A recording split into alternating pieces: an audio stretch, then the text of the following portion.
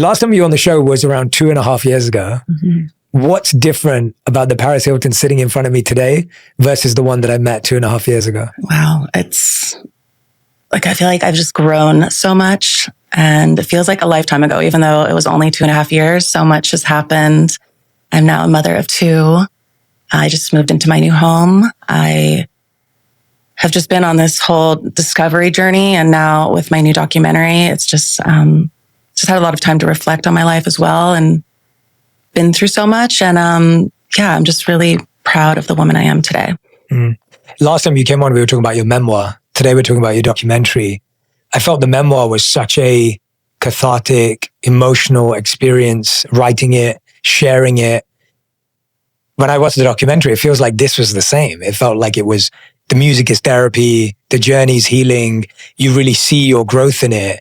What was different about writing a memoir and then making this documentary and capturing all of this build up to the incredible performances and development of music?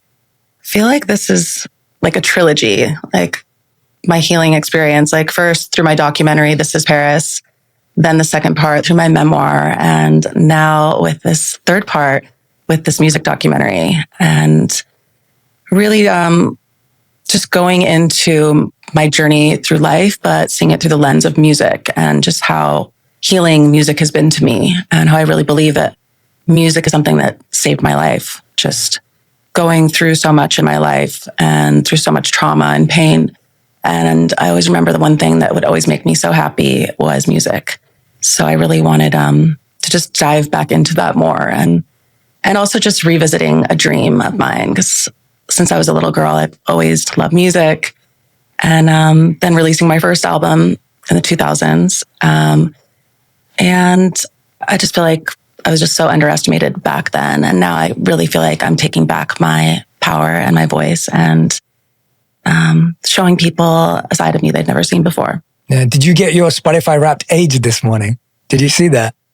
So Spotify Wrapped just launched. The Spotify Wrapped. Yeah, so all of my fans have been posting there. I haven't looked at mine yet. So I looked at, so what it does is it has this algorithm that looks at all the songs you listen to, and then it gives you your age as to how old you are based on whether you listen to music in the 60s, 70s, 80s, 90s, or whatever it was. I was exactly my age, which says a lot, but then a lot of my team are like double their age. The music that you grew up to, or the music that made you feel peaceful at home, that saved your life, as you just said, what was that music when you first started listening and learning about music versus when you started creating? What was the music that gave you that sense of home? Dance music, like just being at like raves and music festivals, and also artists like Madonna. She's always been such an inspiration to me.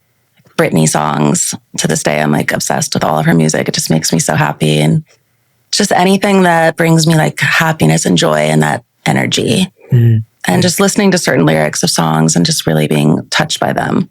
So I feel like music is something that's so powerful, like where you can just hear a lyric and it could change your mood in an instant, or even change your life. I could agree more. I grew up on a lot of rap and hip hop music, was what I primarily listened to. And I can still remember lyrics that feel like they transform my life. And it sounds so crazy to say it, but when you felt it, you know how much that lyric motivated you or made you feel seen. Or was there a lyric that you've written or that you've heard that you feel does that for you, that makes you feel seen, heard, and makes other people feel that way? What would you pick? I'm intrigued. From my new album, Infinite Icon, my song ADHD that I wrote with Sia, because it's just a personal song. And when I was talking with her when we were writing, I was like, I want to write a song about ADHD. And she's like, I've never heard a pop star do that before. I'm like, do you think that's like weird for the album? She's like, no, I love it. Like, I think that's incredible. And we started writing it together. And it's just been a song where when I released it, I've had so many parents come up to me talking about their children, just saying that, having ADHD was something that they were ashamed of. But ever since they've been listening to my song, like it's now their anthem, and they feel like it's their superpower too. So just to be able to help people and transform their lives through music is such a powerful thing. And I'm just very proud of that song and this album. Yeah, I wanted to talk about ADHD. Of course, that's one of the big things that comes out in the documentary, with you talking about your experience with it. When was it that you first discovered or started to experience it? And was it uncomfortable in the beginning before you understood what it was? Yeah, because I was a teenager in school and nobody was really talking about ADHD back then. It wasn't, something that people would really discuss. And it just had such a negative connotation behind it where people were almost ashamed of it. So I was just, always in school, and no matter how hard I would study or try, I would constantly just not be able to remember things in school, be losing my homework, failing tests. And I just was just always just getting in trouble in school. Just I couldn't concentrate or focus. And it's just because the systems are not built for minds like ours. And I just didn't know what was wrong. I was always like, what's wrong with me? Why can't I get this right? And it was just really hard on my mental health. And it wasn't till, in the past years since my documentary, when I started talking to Dr. Hollowell, who's my ADHD doctor, and he just taught me so much about it. And then I just started researching and finding out even more. So now I completely understand it's how my brain works. And now I see it as my superpower. I know I would not be the woman I am today or the entrepreneur without it, because it just gives me such drive and curiosity and creativity and having a million ideas all the time. And just my brain just never stops. And now I've learned to harness it. And I just want to spread that message to others, especially, young girls and boys who are going through it, to know that this is something that is actually a good thing and you can be successful in life. And some of the most creative people I know and brilliant geniuses all have ADHD as well. So I like to be able to spread that message, because I wish when I was growing up, I had someone like that to look up to tell me that. So I would have learned about it sooner instead of, because it is difficult. There's this thing called RSD, which is rejection sensitivity dysphoria, where we're extremely sensitive, and anything that seems even slightly negative, we will feel physical pain from it. And it's exhausting and it's painful and it's very difficult to go through. And I just wish back then I knew about this, because I feel like I would have, not suffered through so much pain, because I would have known that it wasn't true. It was just, just how our brains work. Yeah, I don't have ADHD, but when I was young, I would have these heart palpitations. I'd feel tight-chested. My mum would take me to the doctor. They'd run some tests and they'd just be like, oh, it's nothing.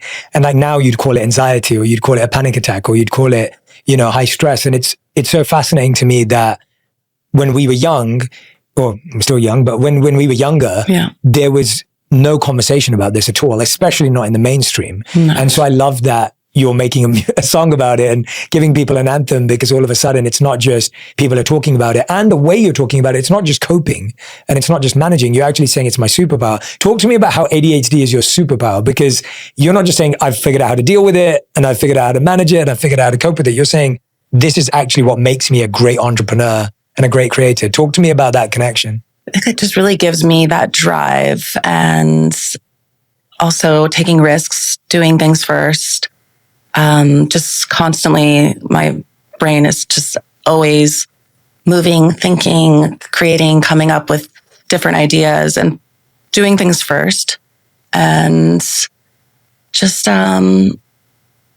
thinking outside of the box. I feel like that's why I've always been such a multi-hyphenate, because I have so many ideas. I have so many different interests, and I do what I want. And one of my favorite parts of ADHD is hyperfocus, where, people always think, oh, they can't focus.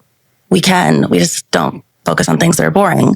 So when we're interested in something, we can laser focus like no other and go into this flow where it's on another level. And that's where the magic happens. So I really encourage people with ADHD to lean into the things that light them up, because you never know what's possible. And I think that I'm proof of that. That's such a great message. You're like the original multi-hyphenate, I feel. Yes. I love that. You said twice there, you were doing things first. Mm-hmm. That's really important to you. Yeah. How have you always had the courage to do things first? Because doing something first means no one's done it before. No one knows what it's going to be like. Why is that? How have you always found a way to do that when most people would say that's the scariest thing to do? I feel like I never wanted to be in one lane. I wanted to create my own lane. And I just have always been someone who just loves to do things and take risks and do things before anyone else maybe even thinks about them. And that's why I feel like so much of my career I've been so ahead of my time, because I've been doing so many things even before the world would even understand what they are. And now like some of the things that I did back then have turned into multi-billion-dollar industries that, millions of people are doing as well. So that also makes me proud to be able to do that. And then also, open the lanes for other people to be able to do it for themselves as well. Because maybe people are too scared to do something, but they're like, oh, well, she did it. Maybe I can do it too. And I think that's pretty cool that you can inspire others to just go for it in life. You only live once, and I think you should just make the most out of it. What was your favorite first thing you ever did? Just everything I did growing up with like fashion, just like really taking risks with that. And now to see just so many of the things I was wearing back when I was like a teenager, even today, just are like all over mood boards, all over the runway. So it's really cool to be able to do that. And then with A Simple Life, that was the first reality show. And so many people told me, my parents, my agents, everyone was like, I don't know, that's not a good idea. Like they didn't really, understand what it was, but I knew there was something special about it. And I just went for it and did it. And now that's turned into a whole industry as well. So yeah, it's pretty insane. It's pretty insane to think you living your dream and what excited you turned into industries. Like we're not talking about trends or fads or moments. We're talking about industries, which is quite remarkable when you pause to think about that. How often do you sit there and think about just the impact that that's had? I think about it a lot, just because so many people are always coming up to me, whether I'm like walking on the street or at an event, and just saying like, "You're the OG. Like you're the reason I do what I do. Like you've inspired me my whole life," and just that means a lot to me, hearing that from people, and just getting the credit that I deserve. Where do you find ADHD to be the most challenging? We've talked about it where it's the best and it's a superpower. Where is it difficult and actually something that debilitates people sometimes and acts as a moment of pushback? Yeah, there's so many difficult parts about it. From a lot of people just not understanding it. And in schools, because the systems were not built for brains like ours. So just constantly, teachers and people just punishing you for something that you can't control. And like I said before with the RSD, that is just such a painful experience to go through. And we feel things so deeply and so big. Like every single emotion is like times 10. So like going through heartbreak or a breakup or anything like that is just so painful. Or even if someone's, you think someone's being mean or talking about you, like you just always in the back of your mind sometimes like have this voice that's like saying negative self-talk. And especially for me growing up, in the 2000s, the media was so cruel to young women, and, it was like abuse. And, that was like entertainment back in the day for people. So to go through all of that with the ADHD was even more difficult. So I think that, we're just very sensitive people. And I think that's also why I have so much empathy for others, because I just know how it feels to be hurt and misunderstood and underestimated. Yeah, you see it in the documentary. You talk about how you said the media, painted young women. You say media was so cruel and vicious to girls. Yeah. And you see it, right? In the documentary, we see the headlines, we see the kind of stories that they create. And you just said you're a very sensitive person. What was the story that you feel most hurt you at the time that now you see, I had ADHD and I would have hyper-focused on that. But what was a story or a rumor that you felt most hurt you? I don't know. It's just, there were so many. I think it was just like constantly people just making up lies, or, if I would just be at a party or someone would come up to me and like one paparazzi would take a picture, like the next day they're like, oh, she's hooking up with this person. And it was like, I literally just met this person and like said hi. And just that would cause problems in my relationships and fights. So it was just like the media was constantly making up stories, trying to pit women against each other. They were always wanting, all of the girls to like just be making up rumors to sell tabloids. So it was just every day just dealing with just like annoying rumors that are going around, but on, a global scale all around the world. And I've always been like sensitive with my family because I care a lot what my parents think. So I would just, it would just be hard how they would constantly make up stories just like, oh, she was here this night or she did this. But thank God my mom and dad know the real me, so they know the truth. But still, it's hard to go through that on just like such a huge scale when the whole world is watching you and talking about you. So that was difficult to go through back then a lot. I always like to put it in perspective when you're listening, because, you know, I didn't come and grow up in this world, and I've got closer to this world as my careers moved forward. And when I was far away from it, I probably believed everything was published to be true. And now as I've got closer to it, I realize how 99% of what's published is not true. And so I've been able to see it from both sides. And I always try and say to people, I'm like, when you see that, it can sound very easy to be like, oh, but you're rich and famous and successful. Like, this shouldn't bother you. But the reality is that it does bother you, because we are all bothered by what people think about us. And we know what it feels like when you walk into a party with 20 of your friends and 15 of them have a rumor. Now maximize that across the world and amplify that across media. It's extremely difficult to hear that everyone believes you're X, Y, or Z when you're something else. It's great to hear that your parents actually didn't fall for that. Like, they didn't buy into it. They were there as your rock. How important was that? How meaningful was that? So important.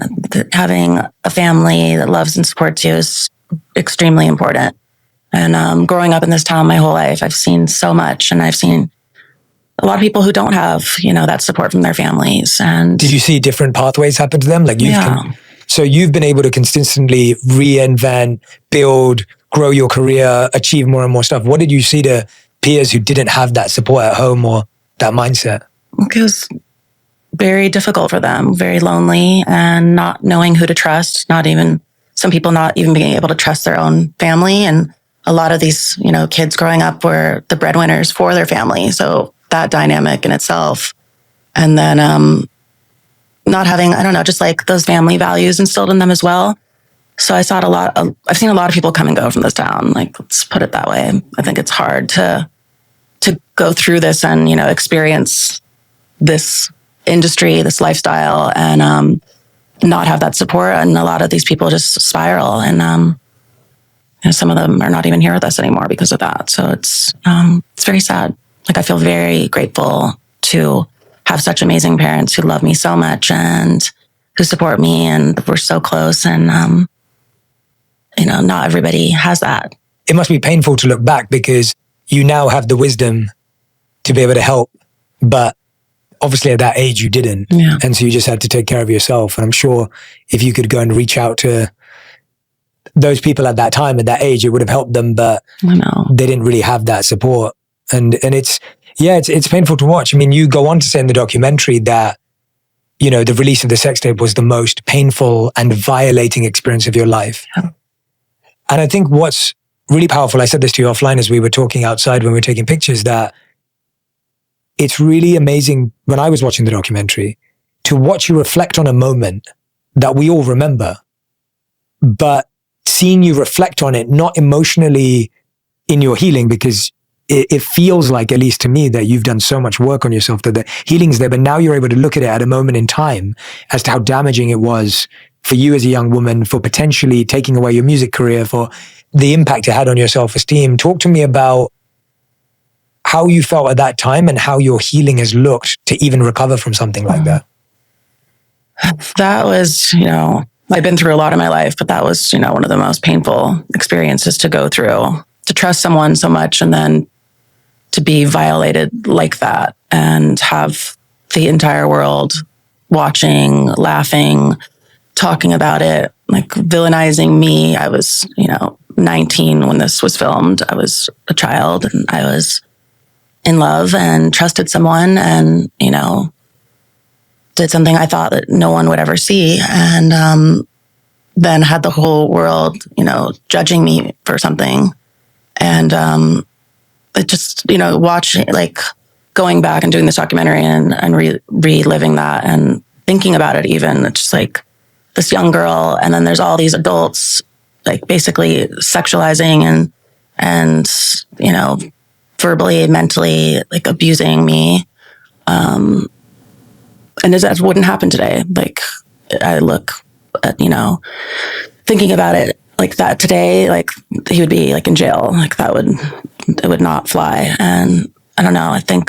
I also think about it too. And like, maybe I had to go through certain things in life so it wouldn't happen to others, because today it would be a completely different story.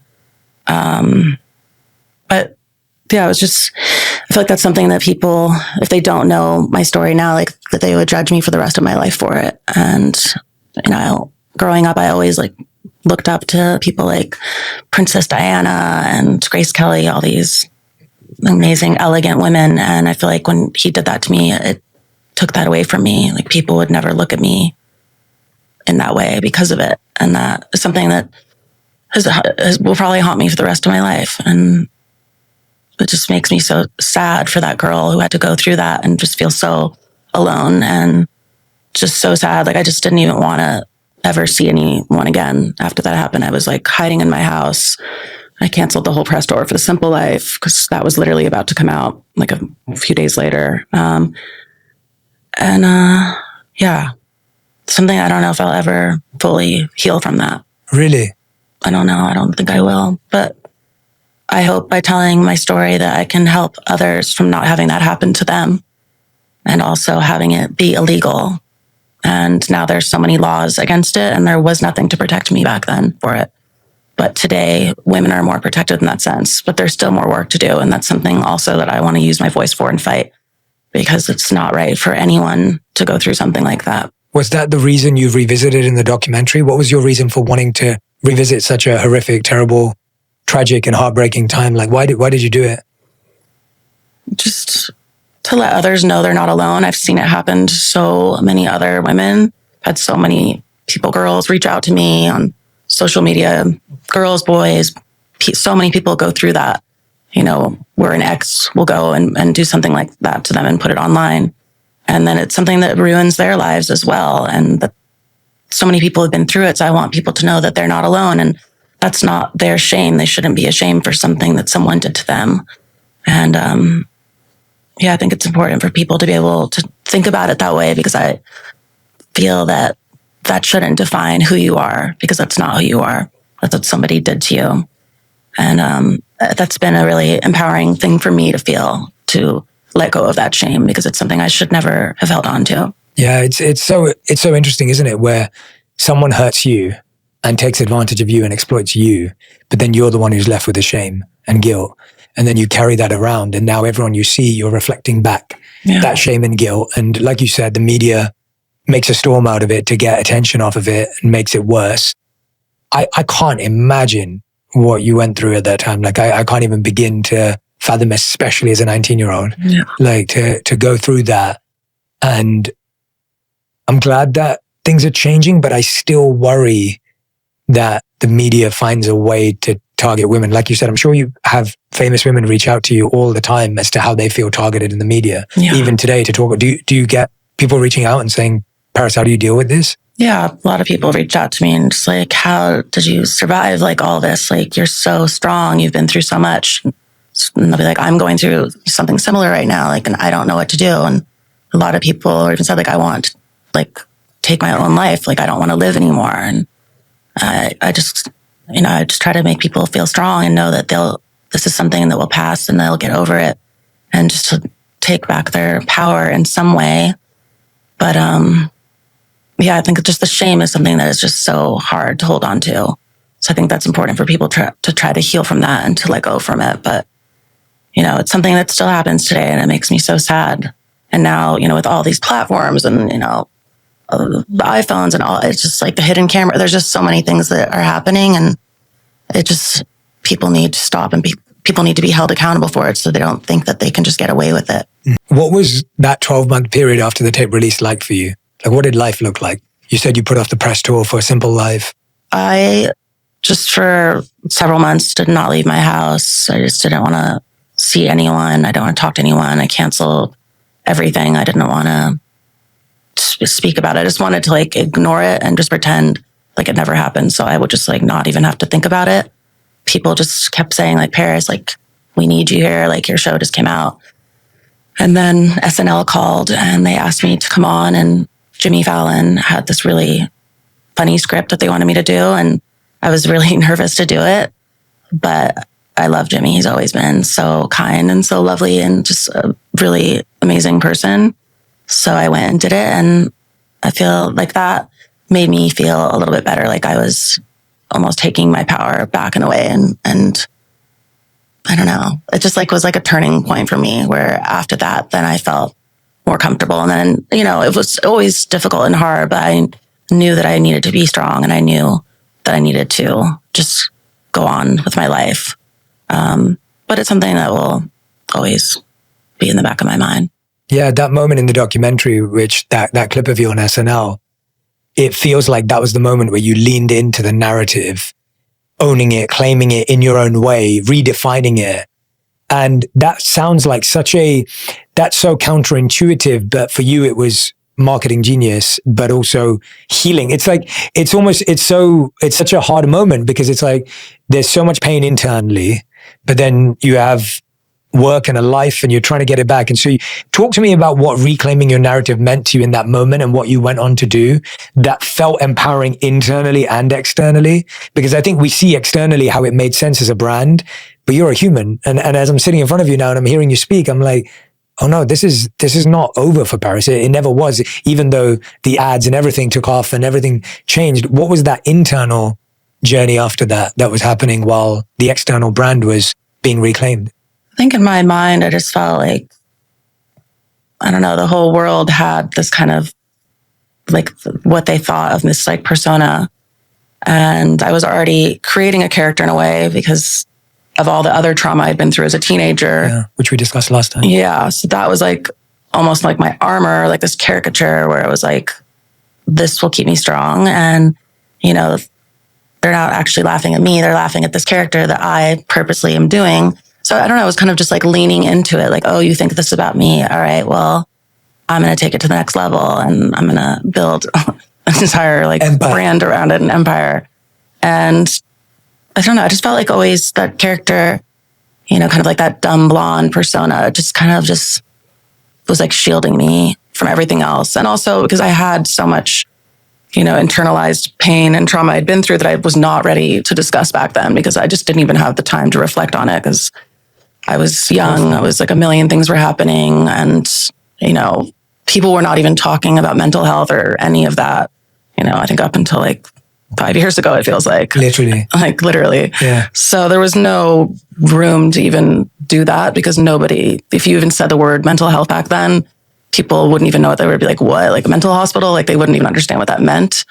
So it was just like timing was not even right to be able to be serious or talk about it or reflect in that way. And I was so young that I wouldn't even have known how to put anything into words. So I kind of just, I don't know. I think everything is also my career has just always happened so authentically, which is like, I just kind of like lean into things and just have fun with it. And with the ADHD, I have like this kind of almost like silly fun side. And then with the Simple Life show as well, it just like kind of all turned into this thing. And then I just was like, okay. And started getting offered all these deals and my new perfume and just, getting paid $1 million to show up at a party. I was like, okay, like, let's do this. So I kind of was just like going with the flow and with life. And also it was more, I think, easier for me just to like laugh through the pain than actually feel the pain as well. Yeah, it can't have been easy that people were saying you put the tape out on purpose either.